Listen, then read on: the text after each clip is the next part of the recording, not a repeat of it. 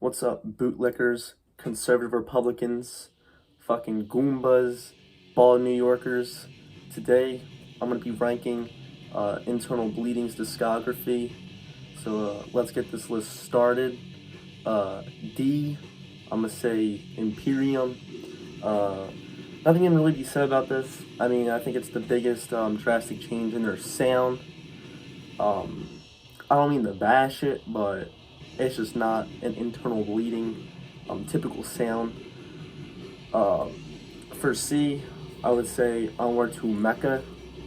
I think that the lyrics to this deserve to be an S, but the actual music kind of sounds like a little too metalcore for my personal taste.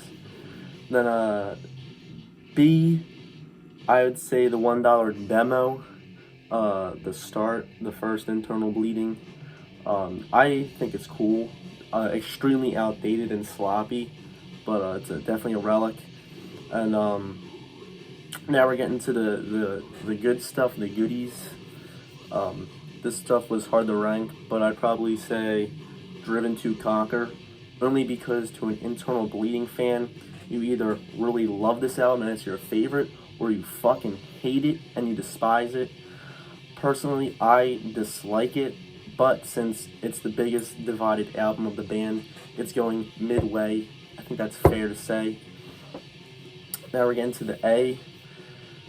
I say Invocation of Evil. I think that Perpetual Degradation is a little bit better than Invocation.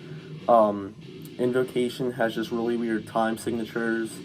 It feels like vocals are off key at parts. Perpetual Degradation is probably my favorite thing from Internal Bleeding, one of my favorite things to listen to. I think it has the coolest album art style. However, it sounds a little fillery at times. The vocals aren't as good or as typical of the low guttural growly type stuff that we heard before on Invocation, and we would hear on the follow-up Voracious. I would say for A, there's going to be a divided. Corrupting Influence. If Corrupting Influence came out in fucking 1999 instead of Driven to Conquer, I think that the band would have saw like a big spread and big blow up, like Dying Fetus, Skinless, etc. It's a shame that Internal Bleeding never got to that level, but I thought Corrupting Influence is so fucking good. If you haven't listened, it's the newest one. You gotta listen to it. It blew me away. But like I said, Corrupting Influence is about 20 years behind. That should have been out way before in the band's career.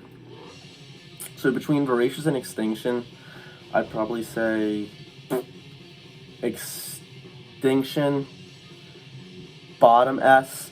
I think it's heavier, the heaviest thing they did, and I sometimes like it more than Voracious. But has cool froggy vocals similar to Mortal Decay. Really heavy stuff. The vocals are just so deep and clear. But Voracious just has all the classic songs. You can dance to Voracious. I mean, it's as classic as thing. It's not fair because all the songs were written, between 5 years. But Voracious is as classic Internal Bleeding as you can get.